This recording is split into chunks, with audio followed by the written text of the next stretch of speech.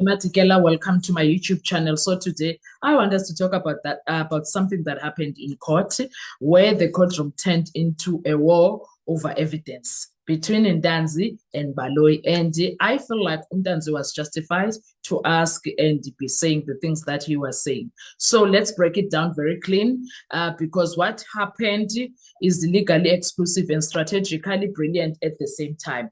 Let's hear what the unlearned friend did. Our unlearned friend did to the learned friend did, because wow, sanalam. So this is the breakdown of the bank statement trap just collapsing in front of everyone in that courtroom. Sorry. The state thought they had him, Ntanzi. Bank statement, dates, loans, leave records, everything pointing to a perfect timeline trap. But one move, Ntanzi didn't fight the story. He attacked the evidence itself. And that changes everything. What the state was trying to do, let's be fair, the prosecution through Advocate Baloyi was building a circumstantial chain. You took leave, you had ceremonies, you took a loan. This happened in a specific window period. The goal was lock Ntanzi into a timeline, then destroy it using bank records. Ntanzi wathi kubani nothi mina sana anizongiqala kakubi mina nindenzele loo nto. Then he shifted the entire situation back into the state. Instead of arguing the details of it all, Ntanzi does something legally dangerous for the state. He refuses to engage with the bank statement, not because kwatini, not emotionally, not aggressively, strategically. And this is why I'm saying our learned friend, because our unlearned friend, because our unlearned friend here is very smart. And that takes us back to, didn't he say that he's not well educated? He dropped out at standard 8, but the way he moves, it moves strategically. It moves as if it was taught in, it moves as if it was taught at some university, Cabo Harvard. So why is he like this? So he makes us question this thing of being a dropout Ntanzi. But okay, let us move. So this is what he actually did. This is very key. Please take notes. Ne?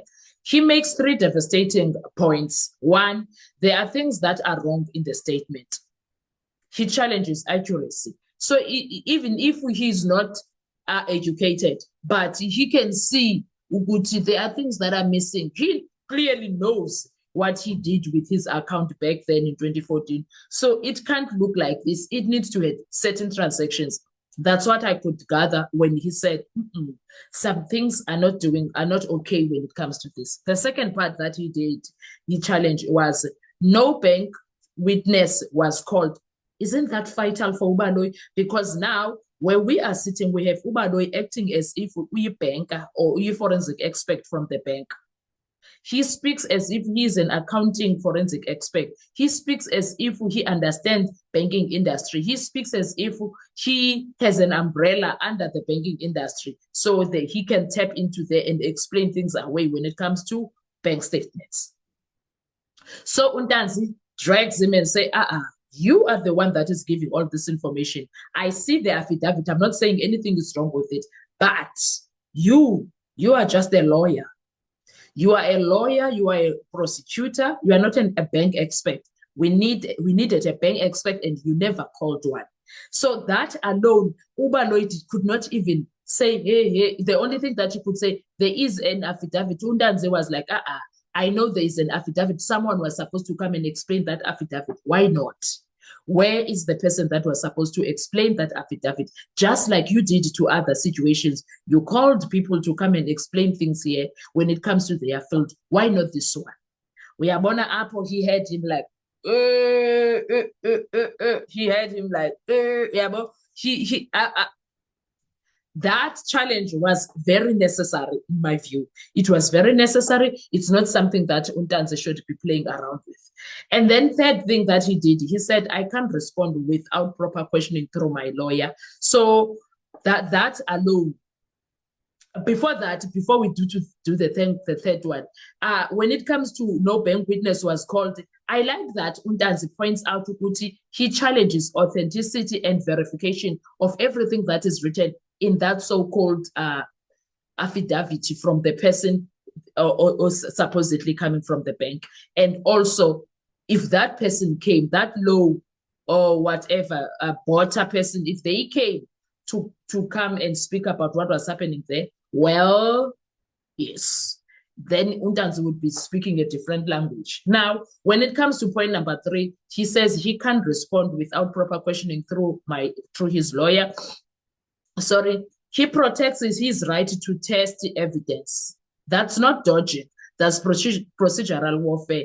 That is why I'm procedural warfare. And I believe Untanzi understands what he's doing. That is why I say, I don't get it when he says he's uneducated, he dropped out at high school, but the way he is so smart, my goodness, the way he is so smart, it says other things about him. Do you understand? Now, I'm happy that Uramsipile has a lot of homework from Untanzi's cross-examination with Ubaloyi. He has a lot of homework, and I like that he is also taking notes. And these are the things that he is going to deal with when he comes to do his re-exams. So why is this a problem for the state? Let's talk about that. Yes, the law allows affidavits, but here is the hidden danger. An affidavit is not immune from challenge. And if the accused says it's inaccurate, the defense can cross-examine the source. Then the weight of that evidence starts to collapse. So now Untanzi is putting pressure on Baloyi. And one of the biggest things about the whole situation is that Ubaloyi thought Untanzi is a fragile somebody that he's gonna. Then he struggled because also Uramsipile prepared Untanzi very well. I suppose, during cross-examination, and also when Uramsipile was taking Untanzi through his evidence in chief. I appreciate that. He did an incredible job when it comes to that, Uramsa. Now, let's talk about Untanzi's master move. Oh, God. Oh, God. Oh, God. Instead of playing inside the state's trap, Untanzi destroys the playing field completely. He deals with Ubaloyi completely. He basically says, I'm not going to validate a document. I believe it is flawed. I'm not going to do that. You were supposed to bring me someone from the bank. You failed to do that. Now you want me to authenticate your own thing, to validate your own thing that you did not authenticate in front of this courtroom. I'm not going to do that for you. Oh, my word. And those are the things that get Ubaloyi frustrated, because he's very much frustrated. I don't care what he says. He is frustrated. Also, that forces the court into a serious question.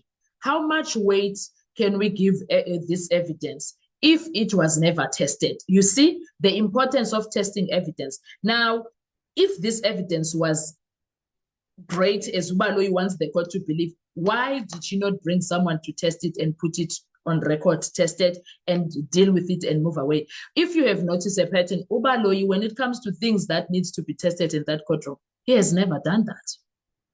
Things that are properly needing testing, Ubaloyi does not do that. He shies away from that. The question is why? The question is, why is he doing that? Now, the reversal of pressure. Oh my God, then comes the flip. The state says you can subpoena the bank yourself. Why didn't they? But that's a trap response, because in criminal law, the burden is on the state, not the accused. Same thing that they did with Mjiyako. Same thing that they did with Mjiyako. Ubaloyi did this when it comes to Mjiyako. What Untanzi must subpoena Mjiyako himself. Now he says Untanzi must subpoena the bank himself. Why didn't he do all of that himself?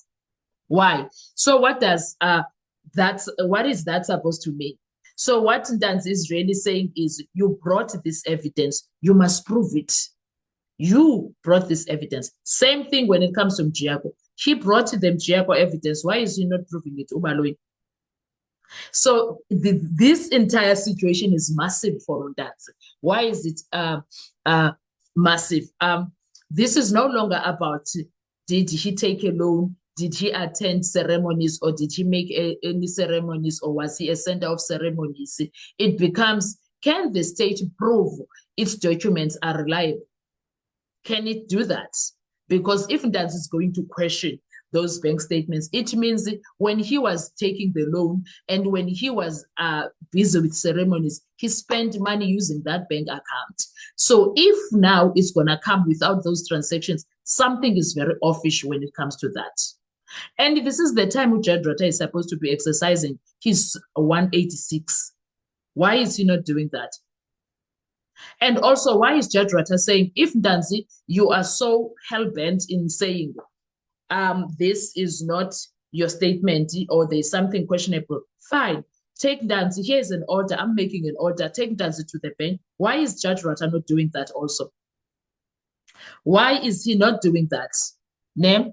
So what could happen next when it comes to all of this? If the defense pushes this correctly, demand the bank official, expose inconsistencies in the statement, argue the evidence is untested and unreliable, reduce the entire timeline to a speculation, that would help a lot. That will help a lot in so many ways than one. This wasn't refusal to answer. No. This was not Ntanzi saying, I'm not going to answer. It was a refusal to legitimize weak evidence of Baloyi. And in court, that can be the difference. That can be the difference between conviction and a collapse. So Baloyi cannot be relying on Ntanzi to legitimize his own evidence. Yet he says, this is the evidence against Ntanzi. Njani ngoku Ntanzi funeka yenze legitimate? Kanjani? What are your thoughts when it comes to all of this, guys? Let's talk in the comment section. I want to hear your views. Thank you so much. Do enjoy your day. I love you so much. Bye-bye. Happy Sunday.